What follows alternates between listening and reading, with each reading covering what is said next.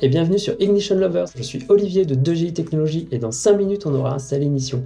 Allez hop, c'est parti. Ma VM est démarrée. Pour gagner du temps, on a déjà le site de l'éditeur qui est ici, inductiveautomation.com. On va récupérer Ignition dans Download Ignition. On va arriver sur la dernière version disponible, la 8.1.33. A noter également qu'on aura accès aux versions d'archives ici, avec la 8, la 7 et tous les indices qui lui sont associés. On va récupérer Ignition là, dans le 8.1.33 LTS. A noter qu'on a plusieurs types d'installeurs pour Windows, Linux, macOS. Le logiciel est cross-platform, donc les projets sont exportables et fonctionnels indépendamment de l'OS. La version qui nous intéresse, c'est la version Windows. On l'a déjà téléchargée pour gagner un petit peu de temps. Elle est là. Et vous avez vu passer le chronomètre. On lance le chronomètre. C'est parti. Et on installe la 8.1.33 de Ignition. Première pop-up. Voilà, la pop-up de sécurité. On est OK. On ferme le répertoire des téléchargements. Ignition est en train de démarrer. Et on va arriver sur la page de bienvenue. Voilà, Welcome to Ignition, on fait Next, programme d'installation par défaut, OK, Ignition Service Name, on peut le laisser par défaut, c'est pour Windows.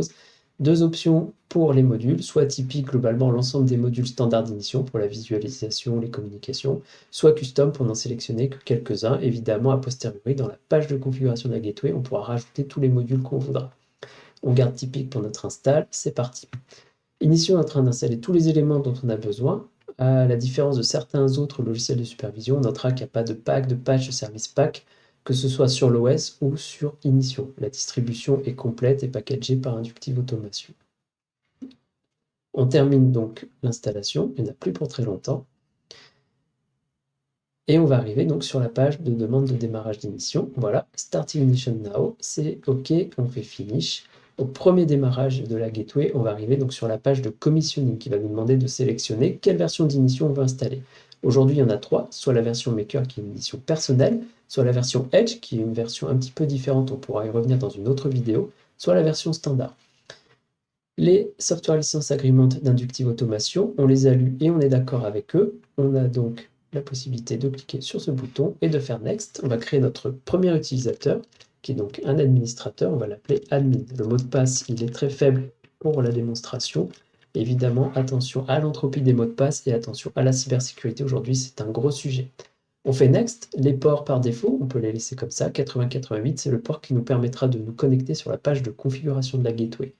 Le 8043, c'est le port sécurisé d'Ignition, et le 8060, c'est le port inter-gateway, gateway network, qui permet la communication entre plusieurs gateways. C'est aussi un port sécurisé. Allez, on démarre la gateway, Start Gateway. Ignition est en train de démarrer, j'en profite pour faire une parenthèse. Donc, la page de gateway accessible à travers un web browser, donc plutôt quelque chose à base de Chromium, Edge, Chrome, Brave. Ceux qui utilisent malheureusement encore du Internet Explorer, eh bien, RIP, ça marchera jamais. Voilà.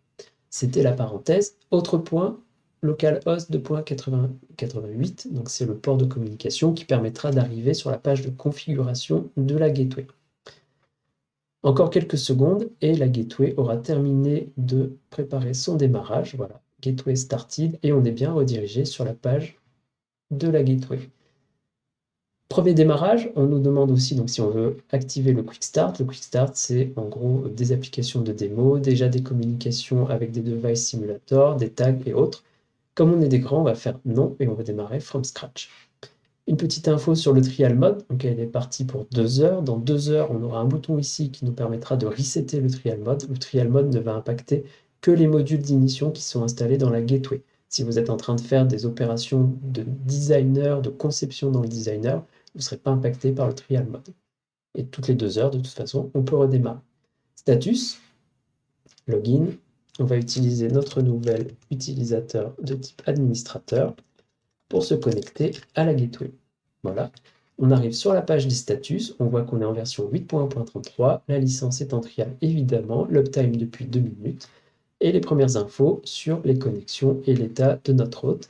À noter aussi qu'on a donc dans la page config accès à tout ce qu'il faut pour faire des beaux projets avec Ignition, du networking, de la sécurité, de l'alarming, et des databases.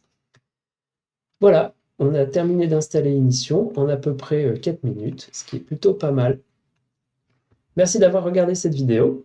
C'était Olivier de 2GI Technologies, société experte en informatique industrielle. 2GI Technologies est intégrateur en France et en Europe et l'entreprise est certifiée intégrateur premier par Inductive Automation, le plus haut niveau de certification sur le logiciel Ignition. À bientôt sur Ignition Lovers.